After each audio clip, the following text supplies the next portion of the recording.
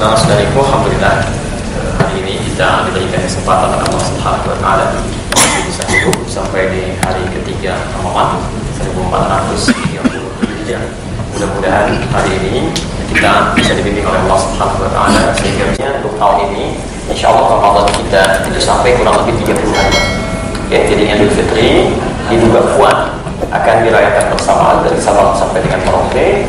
Jadi akhir bulan Ramadannya akan berakhir di tanggal 4 Juni, ya, hari Senin, ya, 2016. Hanya nanti posisi hilalnya saat matahari tenggelam itu masih di bawah ufuk, ya. Jadi rumusnya digenapkan bilangan jadi 30, Ramadannya akan 30 hari. Jadi 5 Julinya masih dihitung sebagai tanggal 30 Ramadan, baru lusanya masuk ke Idul Fitri. Jadi insyaallah Idul Fitrinya hari Rabu bertepatan dengan tanggal 6 Juli 2016.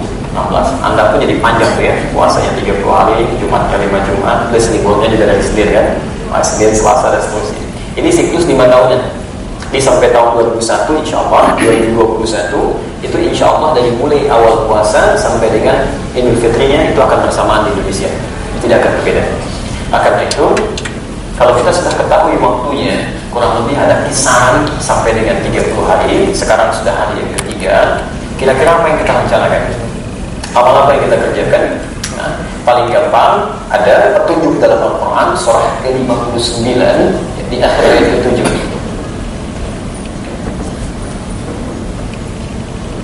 Nah, pelan-pelan. Wa ma atakumur rasul fakhudhuhu wa ma nahakum anhu fantahu. Kata Quran rumus cepatnya, kalau Anda ingin lakukan sesuatu amalan di waktu kapanpun, paling gampang apa yang dibawa oleh Nabi itu Anda catat, kemudian Anda coba rapikan, dan itu yang dikerjakan. Nah, termasuk saat Ramadan, kira-kira Nabi mengerjakan apa saja saat Ramadan, itu yang kita kemudian kumpulkan dan kita coba kerjakan. Yang Nabi kita tidak kerjakan kita simpan. Masa Nabi aja kerjakan kita kemudian kerjakan? Nah, dari situ kita keluarkan kira-kira apa yang dilakukan oleh Nabi, dimaksimalkan oleh beliau saat Ramadan itu, lalu coba kita kemudian amalkan sedikit demi sedikit sesuai dengan kemampuan kita. Ya. Mohon maaf, jangan-jangan kita diberikan kesempatan tahun ini karena yang kemarin belum maksimal. Nah, saya petakan cepat, ada 3 amalan. Jadi Nabi hanya mengerjakan 3 ini saja. Ada 3 amalan yang dimaksimalkan oleh Rasulullah SAW saat datang Ramadan. Pertama,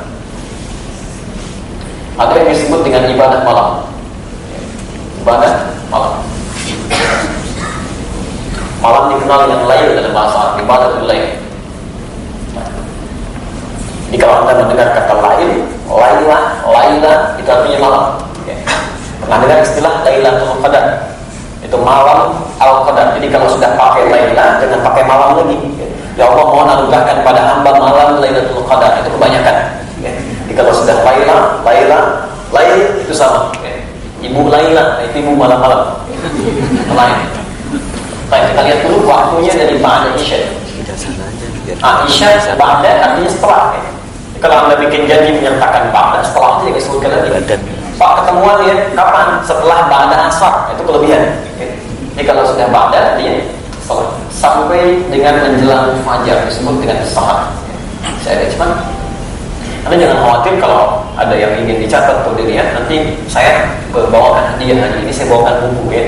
Kami di mobil nanti ada sekitar 3 pack. Jadi insya Allah cukup saya kira untuk dibagikan untuk jumlah saat ini ya. Jadi masing-masing dapat 1 buku insya Allah. Alhamdulillah. Tidak cukup dengan alhamdulillah, baca dulu, mulai lagi amalkan. Kedua, cepat kita. Saya sengaja saya akhirkan bagian sholat saya supaya kewajiban Anda terpenuhi dulu ya. Sahar, pelan-pelan. Kisaran waktu singkat 20 sampai 30 menit menjelang fajar.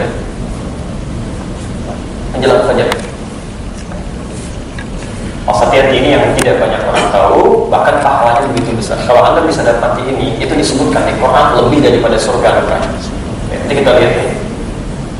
3, ada ibadah siang yang dikerjakan saat siang, ibadah malam. Ya, ini yang sekarang sedang kita jalan ya. Kira-kira maksimal atau tidak. Waktunya dari mulai fajar, subuh ya, sampai dengan maghrib menjelang isya. Jadi ada 3 amalan di 3 waktu ini. Sekarang kita cepat turunkan amalan-amalan ini. Baik.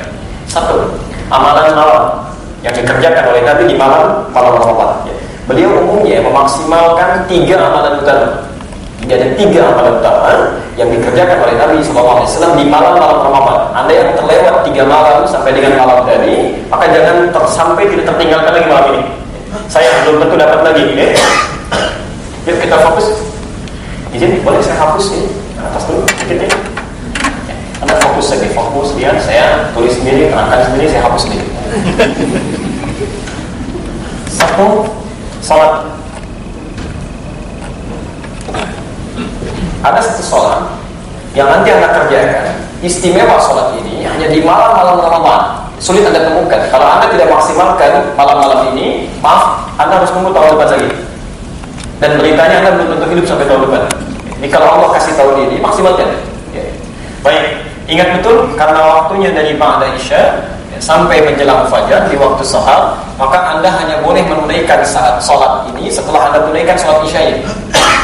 Jadi nggak boleh Anda menunaikan sholat ini yang nanti akan disebut dengan tarawih, sementara Anda belum menunaikan sholat Isya. Jadi kalau pulang ke rumah ingin bergabung dengan jamaah di masjid orang sudah mulai tarawih, Anda Isya dulu, baru masuk ke tarawih. Bapak, lihat sini. Kita ambil dulu turunannya di Quran dengan hadis supaya paham apa sholat yang dimaksudkan ya. Hadis riwayat Al-Bukhari, Kitabul Iman nomor Kitabul Siyam nomor hadis ke-37. Oke, saya berikan ini sebentar. Lihat sini. Pakai awal ya, bukan Bukhari, tapi Al-Bukhari. Dalam orang-orang yang belajar ilmu hadis, ketika ada orang menyebutkan Bukhari, Imam Bukhari, itu kata orang ilmu hadis belum belajar hadis. Karena Al-Bukhari ini itu bukan nama asli. Nama aslinya Muhammad, punya bapak namanya Ismail, kakeknya Ibrahim, kakek buyutnya Al-Mughirah, yang buyutnya Al-Bardizbah. Tinggal di kecamatan Ju'fah, Kabupaten Bukhara, Provinsi Khurasan, sekarang negara Uzbekistan. Kalau ada non-Arab datang ke Arab untuk belajar, umumnya dia akan perkenalkan dengan nama daerah, bukan nama diri. Untuk menyampaikan pesan bahwa Islam sudah sampai ke tempat kami, ini buktinya kami masuk Islam. Ya, rumusnya tambah al di depannya, ujungnya ganti dengan i. Tadi dari Bukhara, saya Muhammad dari Bukhara, okay? Oke, tambah al jadi Al-Bukhari, ujungnya dengan kasrah i, Al-Bukhari. Saya dari Bukhara. Ada guru besar kita dari Banten, Syekh Nawawi juga, sampai jadi imam besar di Masjid Al-Haram. Dia memperkenalkan ana Al-Bantani, saya dari Banten. Ahli hadis terakhir kontemporer yang hidup di Mekah itu sedunia, Pak. Jadi pakar hadis sedunia yang hafal hadis dengan sanadnya. Sanad itu orang-orangnya sampai pada Nabi, transmisi orang sampai pada Nabi. Itu gelarnya Muslim ad-dunya, ahli sanad sedunia, bukan orang Arab, orang Padang. Namanya Syekh Yasin Al-Padani. Ada Syekh Abdul Somad di Al-Palembang. Ada Syekh Ahmad Khatib Al-Minangkabau. Anda boleh misalnya kalau Anda tinggal misal saja ya, di Lebak Bulus, kan? Ada Pak Dodi dari Lebak Bulus, boleh misalnya Anak Dodi Al-Lebak Bulus. Datang ke Mekah agak lama. Oke. Orang Jakarta nggak mau ngaku biasanya, nanti jadi Betawi ya, agak kurang enak. Lihat sini. Hadis Al-Bukhari nomor hadis 37. Man qama Ramadan, saya cepat imanan wa ihtisaban, ghufira lahu ma taqaddama min dhanbi. Siapa yang menunaikan qiyam, perhatikan betul, Nabi menyebutnya dengan qiyam. Jadi kalau Anda cari di dalam hadis tidak akan ditemukan istilah salat tarawih. Itu enggak ada. Jangankan hadis sahih, hadis palsu pun tidak akan menyebutkan. Tidak akan ditemukan istilahnya qiyam. Qiyam jenis dari Quran, nanti kita akan lihat kenapa Nabi menyebut dengan nama ini. Itu dibagi dua. Pertama Anda temukan di Quran surah 73 Al-Muzammil ayat 1-20 ya. Salat yang ditunaikan langsung setelah Isya tadi tanpa diawali dengan tidur. Itu disebut dengan qiyamul lail kalau di luar Ramadan. Qiyamul lail. Jadi kalau Anda ingin menunaikan qiyamul lail, tunaikan setelah salat Isya tanpa didahului dengan tidur. Sekalipun Anda punya tugas di luar, pulang ke rumah jam 1 belum tidur ingin sholat, itu bukan tahajud, tapi qiyamul lail. Ingat betul ya, ada perbedaannya ada tiga. Saya sering lihat ada instansi lembaga bahkan anak-anak sekolah mengadakan mabit, malam bimbingan iman dan takwa. Salah satu paketnya qiyamul lail, tapi pada tidur dulu. Itu bukan qiyamul lail. Kalau Anda tidur dulu kemudian Anda tunaikan malam sholatnya, maka itu disebut dengan tahajud. Dalilnya Quran surah ke-17 ayat 79 sampai 81. Minal laili fatahajjad. Jadi yang ini disebut dengan qiyamul lail. Oke. Yang ini disebut dengan tahajud. nama keduanya disebut dengan qiyam. Lihat faedahnya, lihat manfaatnya. Kalau Nabi menyebutkan qiyamul lail fi Ramadan, itu artinya salat yang kita tunaikan di malam Ramadan harus langsung dilakukan ba'da isya, nggak boleh tidur. Kalau Nabi sebutkan tahajjud fi Ramadan, maka seluruhnya mesti tidur dulu, malamnya baru bangun tunaikan. Tapi ketika Nabi menyebutkan dengan nama umumnya, ini artinya memberikan kemudahan bagi kita untuk melakukannya.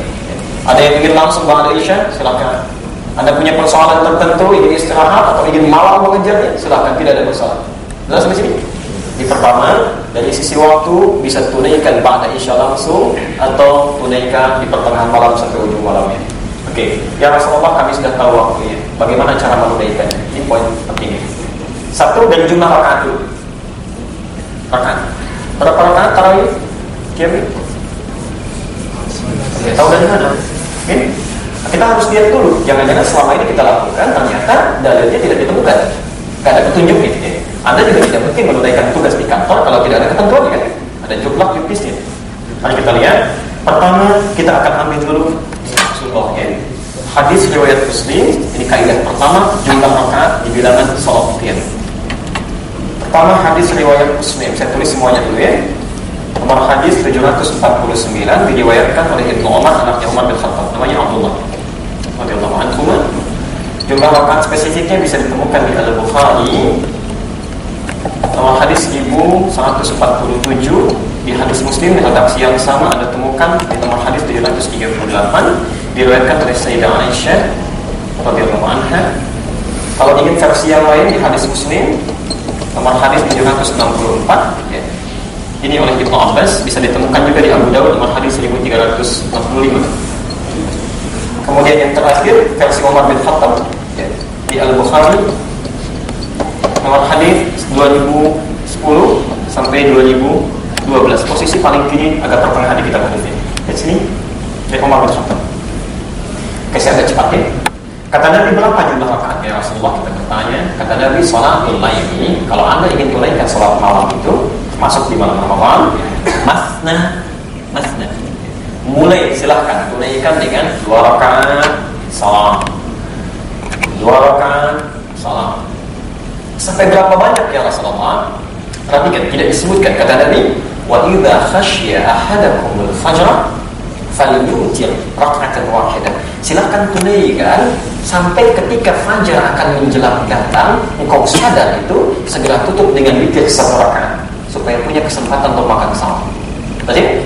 Baik. Anda bisa nggak bayangkan ada orang sholat dari ba'da isya sampai menjelang fajar? Dalam ilmu hadis, rumus seperti ini menunjukkan hakikatnya tidak memberikan batas. Sepanjang Anda mampu silakan maksimalkan. Ini tidak ada batasan. Silakan. Yang penting ketika fajar mau tiba, ya, sempurnakan dulu dengan witir 1 rakaat, tutup segera supaya ada sunnah untuk bisa makan salam. Ya Rasulullah, kita bertanya, kalau tidak diberikan rakaat yang standar, nanti Allah akan berantakan semaunya. Hari ini 2, besok 4, besok 6, turun ke 4 lagi. Tidak ada standarisasi. Adakah bagian yang mencontohkan pada kami untuk bisa kami tiru? Ya, berapa minimalnya, berapa maksimalnya? Okay? Baik. Maka Aisyah radhiyallahu anha memberikan kabar pada kita.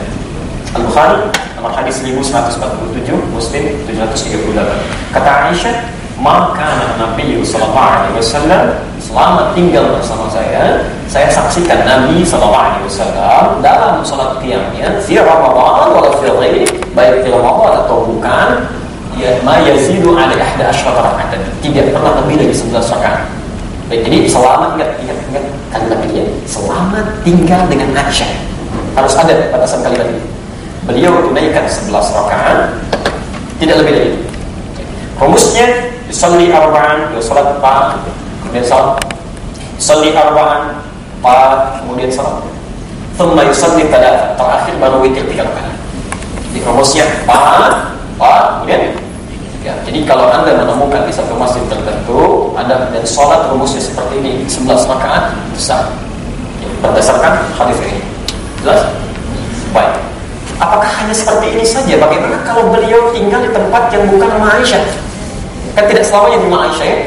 Istri beliau tidak hanya Aisyah ya, ada Ummi Kulthum, ada Ummu Habibah, ada Maimunah, ada Zainab kan?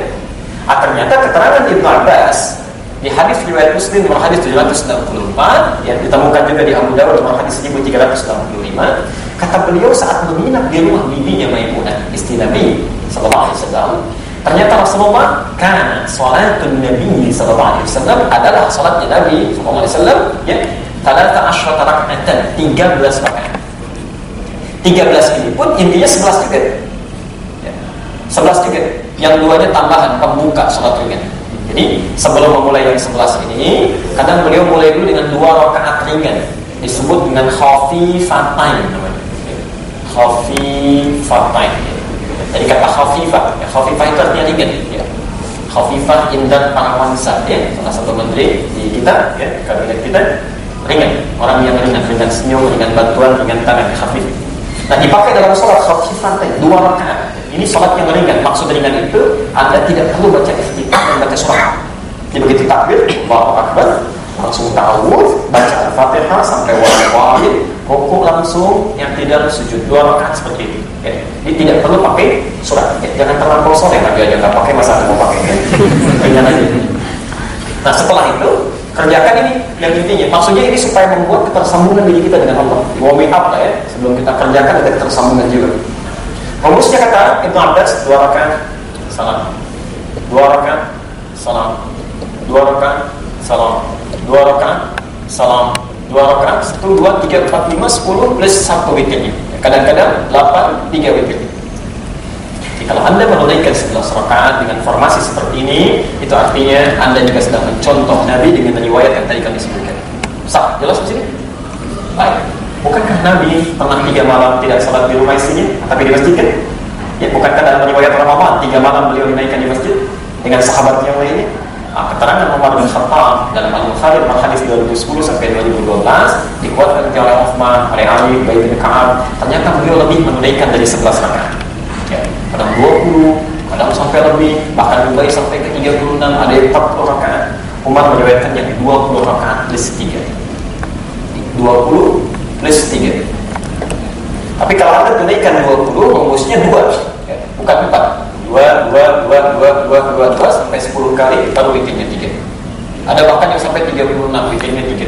Itu orang-orang Madinah. Jadi setiap sampai Imam Malik, sampai kalau Anda umrah sekarang ke Madinah, itu pasti tarawihnya 36 rakaat, witirnya 3. Kalau di Mekah 23, ya 20 plus 3. Keluar sedikit dari situ, itu sudah 11. Ada yang 11. Jadi tidak ada masalah. Ya, mau Anda tunaikan 11 boleh, 23 boleh, bahkan lebih dari itu tidak ada masalah. Tetap yang salah hanya yang besar, yang tidak sholat. Okay? Jangan bertengkar berselisih pada hal yang sebetulnya adalah nasih.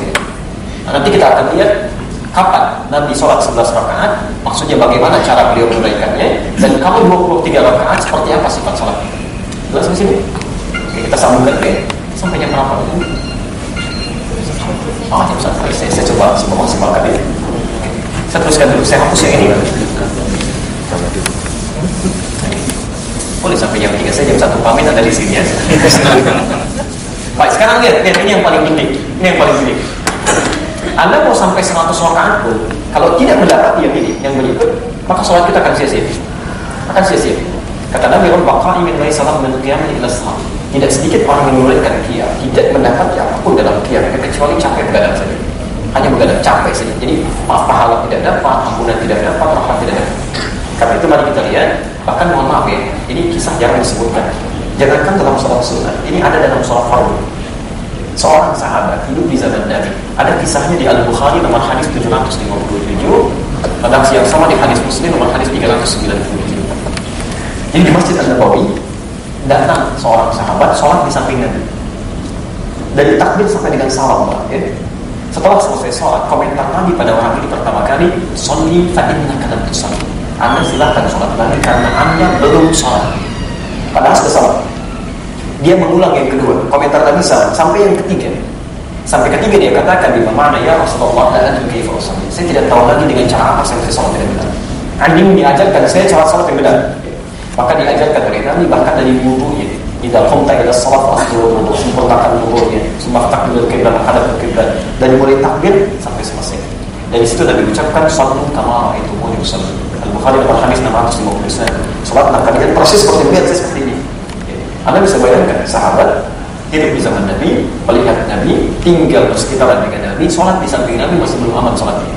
Ada orang bukan sahabat, belum pernah lihat Nabi, ini video kadang belum pernah jumpa, ya surganya belum jelas, amalan berantakan, bisa menegangkan, masih merasa aman dengan sholatnya.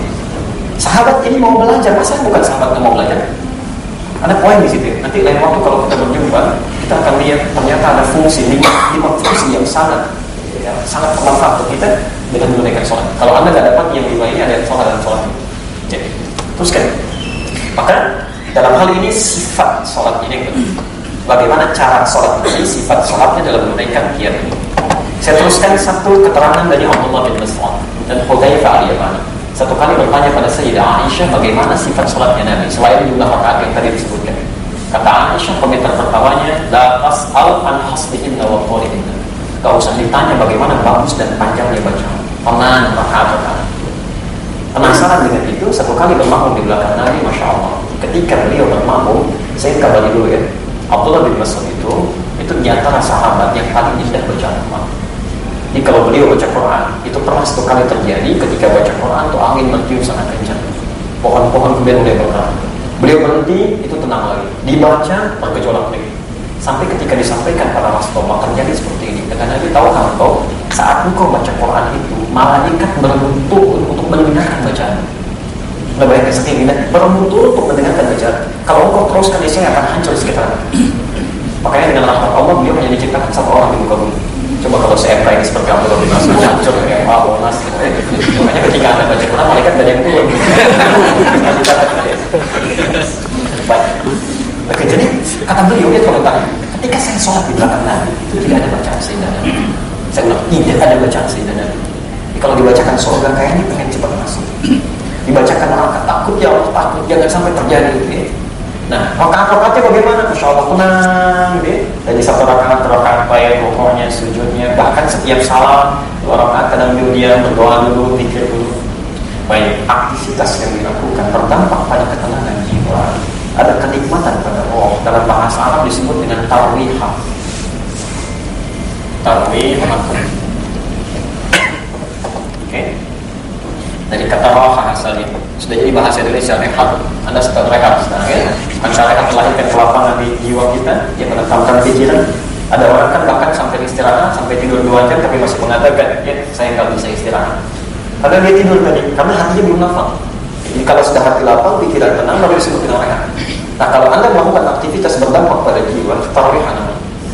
Kalau dijamakkan 2 rakaat, 4 rakaat, 6 rakaat, 8 rakaat, demikian seterusnya, maka kalimat itu dirubah menjadi jamak tarawih. Dan di sini muncul istilah tarawih dan dipopulerkan oleh para ulama. Ini tarawih itu bukan nama sholatnya, tapi sifat sholatnya. Dipopulerkan pada kita seakan-akan ingin memberikan kesan. Kalau Anda ingin tunaikan sholatnya di malam tunaikan dengan tenang. Bacaannya yang tenang, gerakan-gerakannya yang tenang, sampai ada pengaruh ke dalam diri. Jadi kalau bacaan-bacaan yang maaf terkesan terburu-buru, gerakan yang tidak wajar, itu bukan tarawih namanya. Saya sampai sekarang ada sulit memahami ya. Tahun lalu itu kita lihat ada orang sholat 11 rakaat bisa hampir 1 jam. Masa yang 23 cuma 15 menit? Tahun lalu 7 menit kan? Itu bukan tarawih. Ya, saya waktu beberapa lalu di Bintang hari Kamis lalu sampai seorang ibu mengatakan gitu, Ustaz di tempat saya itu al-fatihahnya imamnya tanpa nafas gitu. Hidup pun saya bilang untuk Masya Allah ya. Sudah bisa sekali nafas dia selesaikan. Itu bukan tarawih. Jadi kalau Anda ingin berkata, yuk tarawih, artinya Anda cari imam yang baik. Jika dibacakan ada sentuhan kejiwaan. Saya mau cuma berdiri ngapain? Berdiri gerak sampai selesai itu kada diri. Cari yang terbaik sampai kita ada serapan kejiwaan. Ya? Oke, yang kedua, kata Abdullah bin Mas'ud, ketika rakaat pertama itu berdiri saking enaknya, saya telusuri, Masya Allah, Nabi SAW, seorang Nabi Rasul, itu sampai berdiri pertama rakaatnya sampai 100 ayat Al-Baqarah. Saya kira akan ruku, ternyata nyambung ke akhir. Jadi belum ruku. Al-Baqarah 286 ayat, Al-Imran 200 ayat, itu langsung nyambung, tidak ruku. Saya kira akan ruku nyambung ke An-Nisa sampai ayat 176. Baru di An-Nisa ayat 176 beliau ruku. Jadi dia Nabi, Rasul, orang paling taat, solehnya luar biasa, menunaikan qiyam dan rakaat pertama 5 juz 4 halaman baru ruku. Besok Abdullah bin Mas'ud, Hudzaifah al-Yamani tidak ikutan lagi. Tapi bukan karena capek, Anda jangan salah. Bukan karena capek, jangan keliru, bukan. Kata Abdullah bin Mas'ud, saya itu secara pribadi pada diri saya itu sering merasa kurang khusyuk, bukan nabinya. Karena saya sering menduga ini Nabi kapan rukunya. Kira-kira di sini bukan, kira-kira di sini. Untuk diteladani maksudnya. Kalau masalah lama atau tidak itu biasa Pak sahabat. Anda kalau punya waktu cari bukunya Imam An-Nawawi, ya. Imam An-Nawawi yang mengarang Al-Arba'in Nawawi itu punya kitab namanya At-Tibyan fi Adab Hamalatul Quran. Sudah ada terjemahan bahasa Indonesianya. Kalau di kitab aslinya yang warna kuning terbitan Darul Nafais, Anda buka halaman 47, sebelah kiri posisinya paragraf ketiga, baris 1 sampai 7. Itu disebutkan bagaimana Utsman bin Affan, Abdurrahman bin Auf, Umar bin Khattab dalam sibuknya seperti Anda ini pekerjaannya, itu malamnya masih bisa menunaikan qiyam sampai hafal Quran. Selesai. Ini bisa dibayarkan ya. Nah, tapi poin yang diambil oleh para ulama, jadi ada contoh dari Nabi kalau malam Ramadan tidak ingin ibadah, khususnya dalam tarawih, perbanyak bacaan ayat. Ini maksudnya, perbanyak. Ya. Jadi jangan cukupkan pada yang standar-standar saja. Ya. Semampu yang kita mampu sekiranya mampu. Ya. Ingat, baca Quran satu hurufnya berapa pahala? Tahu dari mana? Di At-Tirmidzi nomor hadis 2910. At-Tirmidzi itu nama aslinya Muhammad, imam besar lahir 209 Hijrah. Ya. Orang soleh, insya Allah, ahli tahajud, kemudian ahli puasa, hafal Quran, hafal hadis, menulis banyak kitab hadis. Tapi yang penting Anda tahu, beliau di akhir hidupnya itu seringkali menangis sampai buta matanya. Seringkali menangis sampai buta matanya.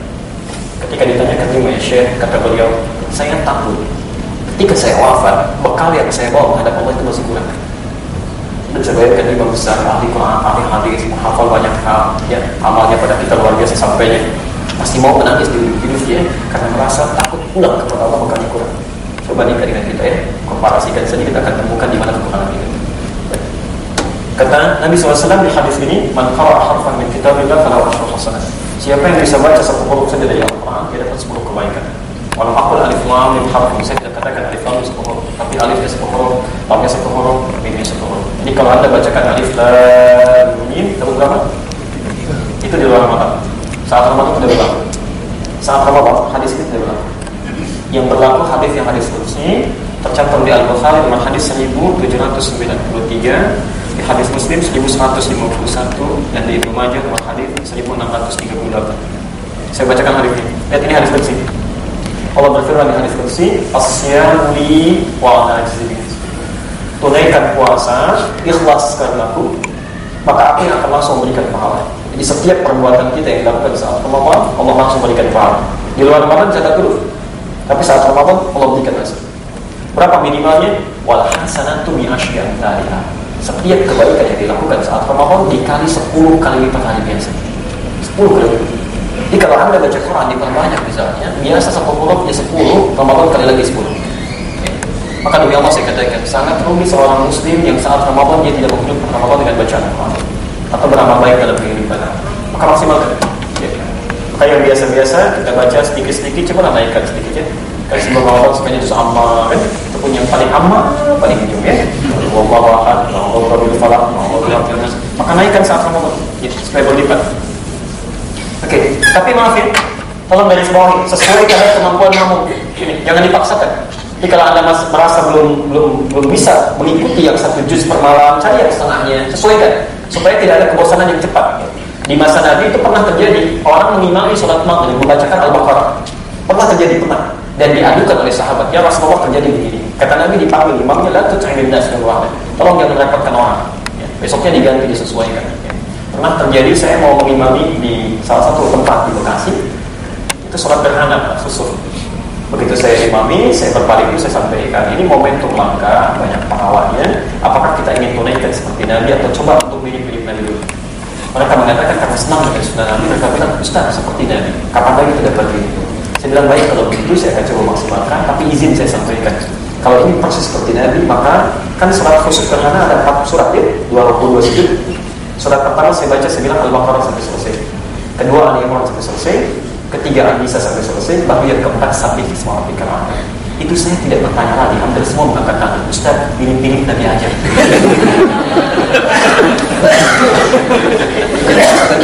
Terakhir saya berhenti di sini. Kalau kita mau dialog, saya perkenalkan ya. Oke, nanti sebelum kesah itu satu hal yang penting. Oke, lihat sini. Yang ketiga, ini yang menentukan. Kalau Anda bisa kerjakan ini, itu jaminan di hadisnya langsung. Dosa kita itu akan diampuni oleh Allah seketika dari mulai balik sampai saat ini. Masya Allah, tolong pahami betul ini. Jangan-jangan mau memberikan malam ini karena yang kemarin belum mengaku ini. Lihat sini, rumus hadisnya, man qama Ramadan, Al-Bukhari, hadis 37. Siapa yang bisa menunaikan qiyam Ramadan, iman, dia lakukan karena Allah. Ingat ikhlas salat pertama. Karena ada orang yang menunaikan salat Ramadan itu cuma formalitas saja, yang penting tarawih. Dia nggak peduli diterima atau tidak, itu urusan Allah. Pertama ikhlas. Kedua, ini yang jarang dilakukan. Wahtisaban, dia mencari limpahan pahala dengan cara sambil berevaluasi diri. Dia bermuhasabah, ya.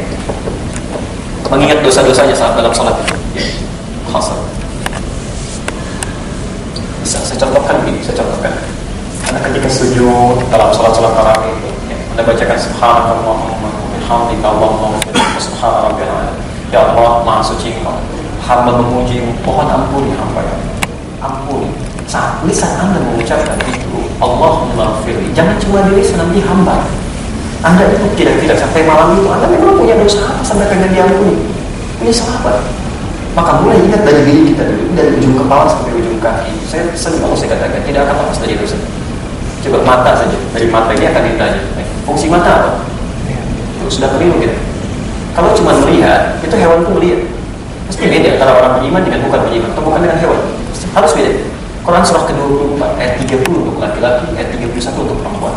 Kata Allah, qul lil mu'minina yaghuddu min absarihim. Katakan pada orang beriman yang merasa punya iman, lihat yang baik-baik. Anda tak mampu melihat yang baik, kan? Ini fungsi pandangan ini melihat yang baik-baik. Dan selama hidup kita berapa digunakan pada yang tidak baik? Jangankan selama hidup kita dari bangun sampai sekarang siang, TV yang dilihat yang tidak baik, di jalan yang tidak baik, keseharian barangkali ada terlewat yang tidak baik. Itu baru mata, belum telinga, belum lisan, sampai ujung kaki, belum tangan. Barangkali ada proyek yang ditandatangan tidak jelas, ada hal yang tidak baik, ya, ada lisan yang tidak menyenangkan. Belum sebagai seorang ayah, sebagai seorang istri, coba lihat berapa kali melakukan kesalahan. Sebagai seorang anak, sebagai seorang tetangga, berapa kali mencela tetangga Anda. Sebagai seorang pegawai, berapa kali Anda misalnya meninggalkan kewajiban yang harus dilakukan, telat datang, cepat pulang, tidak sesuai jam kerjanya dan sebagainya. Itu kan salah. Itu salah, itu keliru. Dalam hal yang tidak dibenarkan. Bagaimana kita bisa menegakkan konstitusi kalau kita melanggar konstitusi sendiri?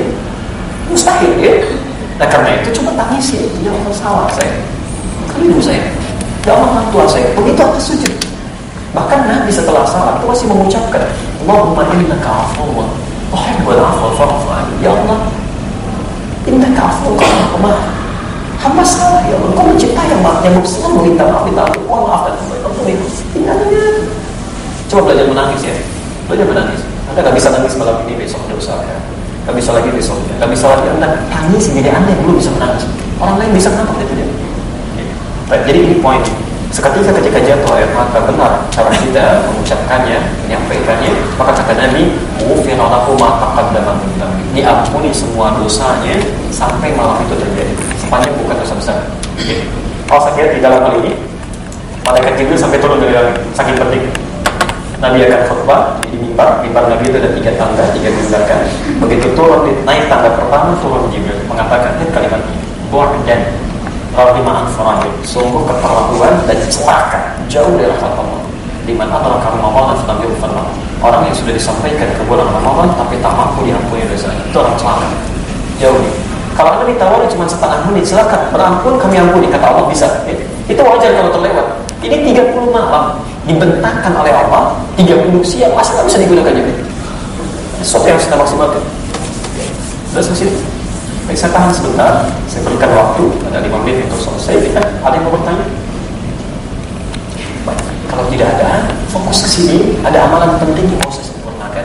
Mudah-mudahan ini kita bisa maksimal untuk urusan waktu sahar. Ini barangkali kita komisi. Kalau Anda bisa lakukan ini, itu pahala yang diberikan langsung disebutkan oleh Quran itu lebih besar dibandingkan dengan surga. Dan itu hanya terjadi saat Ramadan salah satu ini. Sahar, waktu singkat menjelang fajar, kisaran 20 sampai 30 menit saja. Waktunya disebut dengan sahar, ya. Jamaknya disebut dengan ashar. Oke, pelan-pelan. Fokus. Seluruh aktivitas yang dikerjakan di waktu sahar ini itu dinamakan dengan sahur. Oke, di sahur itu nama aktivitasnya. Mau Anda makan, berdoa, berzikir, itu sahur namanya. Oke, jelas ya? Di sahur itu bukan hanya makan. Kenapa sebut dengan makan sahur, dalam hadis tasahharu fa inna fis sahuri barakah. Makanlah Anda di waktu sahur. Ya, cara menerjemahkan ini. Jika Anda ingin makan sahur, maka waktunya dilakukan di waktu sahur. Kisaran 20 menit sampai 30 menit sebelum fajar. Jadi kalau fajarnya subuhnya misal jam 4.35 sekarang, ya sahurnya sekitar jam 4. Ya, kalau jam 3, setengah 3 itu bukan sahur. Ingat betul, itu bukan sahur. Itu sama nilainya dengan Anda makan jam 10 malam, jam 11 malam. Dan pahala sahurnya tidak ada, hanya menghasilkan energi saja, menambah kekuatan. Tapi sahurnya tidak ada. Dia berpahala ini 30 menit sebelum fajar. Kadang-kadang kan suka diingatkan ya, setengah 3, jam 3, dan jadi mesti sudah keluar sahur ya. Anda kasih tahu besok belum ya. 30 menit hilang. Oke, satu makan sunnahnya. Dan kata Nabi, kita perhatikan betul ya. Kenapa Nabi menganjurkan makan di waktu sahur? Kata Nabi, fa inna fis sahuri barakah. Kalau Anda bisa kerjakan ini, ada barakah. Barakah itu bertambah manfaat. Ada sesuatu nilai yang bertambah. Bisa. Oke, sekarang kita misalnya subuhnya 4.35, maghribnya misalnya 17.55, bisa saja. Berapa jam kita menatapkan langsung? Bisa, kalau bisa saja 12 jam bisa. Ya, 12. Kalau Anda makan setengahnya dari sini sebelumnya, ya, berarti kurang lebih Anda 13 jam setengah ya. Tapi kalau Anda tambah jam 3, setengah 3 sudah makan, berarti lebih banyak lagi. 14 jam, 15 jam, ya. Itu tidak mudah. Tidak mudah. Dampaknya apa? Ketika energi semakin kekurangan, lemah seringkali datang, lemah dirasakan, bawaannya pasti amal berkurang. Kebanyakan tidur, kantor tidur, kan? Walaupun lebih tenang ya, lebih tenang. Saya paling tenang kan musola ya, atau masjid. Saking tenangnya begitu masuk, lap, ya. Ini. 2, saya cepat. Saya mau tutup di sini. Ini amalan sangat penting. Amalan sangat penting dan mohon Anda bisa lakukan. Kalau bisa begini, Anda bagi 2. Jadi 20 menit pertama makan, 10 menit terakhir untuk mengerjakan yang ini. Istighfar. Mohon ampun. Ini kalau sudah masuk waktu sahur, 10 menit sebelum fajar, rumus Qurannya perbanyak istighfar. Quran surah ke-51 ayat 18. Apa? Wabil ashari hum yastaghfirun. Dan ketika masuk di waktu-waktu sahur ini, ada di antara hamba-hamba Allah mereka sering beristighfar. Ya, perhatikan, apa yang Anda bisa peroleh kalau Anda bisa melakukan ini? Kata Allah, dimulai dari ayat ke-15. Pertama, Anda akan mendapatkan surga yang sangat indah, di taman surga namanya. Innal muttaqina fi jannatin wa 'uyun. Sebagian dari orang takwa akan tinggal di taman surga. Apa keistimewaan dengan surga yang lain? Di sini Anda bisa melihat Allah tanpa hijab langsung. Kun fayakun, lihat di atas. Ada di Quran surah 75 ayat 22 sampai 23. Posisi paling kiri sebelah atas. Ya. Wujuhu yawma idzin nadhirah. Ada orang yang wajahnya berbinar-binar. Bukan karena masuk surga. Ila rabbiha nadhirah, karena bisa langsung melihat Allah tanpa hijab. Dan yang kasih langsung Allah kalau butuh apa-apa. Kun fayakun ada. Kalau surga lain tidak. Ya, wildatu mukhalladun, ada butuh minum, ada pelayan surga. Perempuan pangeran surga, laki-laki beda di surga.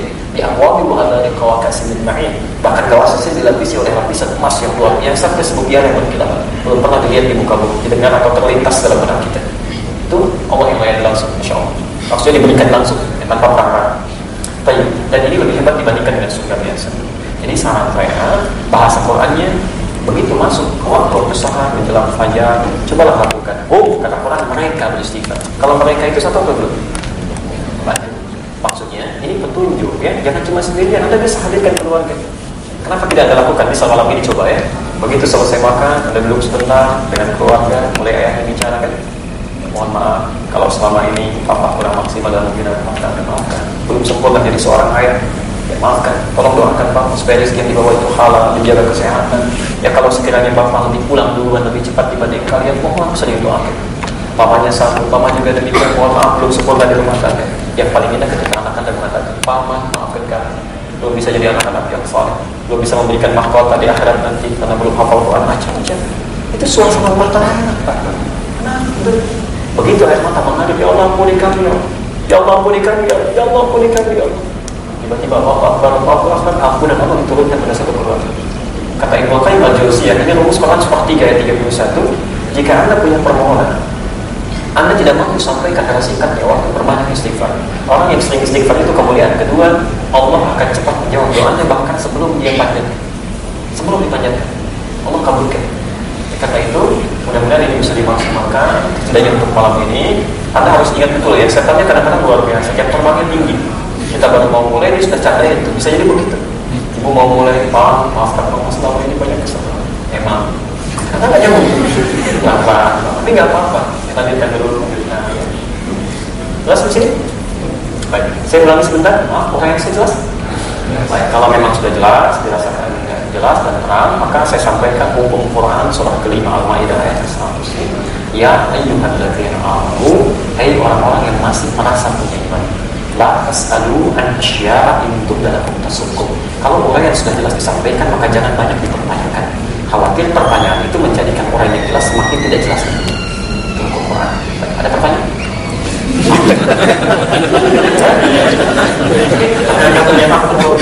Ada kewajiban di situ.